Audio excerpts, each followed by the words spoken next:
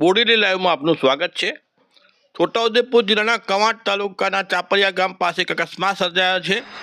Cement ભરેલું એક trailer છે રાત્રે 11:30 વાગે આ અકસ્માતમાં ભોગ બન્યું છે અને અકસ્માતમાં પલટી ખાઈ ગયું છે। કવાંટથી 2 કિલોમીટર દૂર ચાપરિયા ગામ આવેલું છે। કવાંટથી નસવાડીની દિશામાં આ ટ્રેલર રાતે જઈ રહ્યું હતું, તે દરમિયાનમાં અકસ્માત સર્જાયો હતો।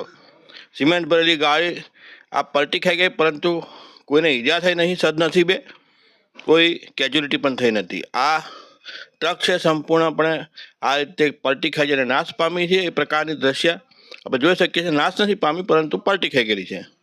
આ બનાવ રાત્રે 11:30 વાગે બન્યો હતો।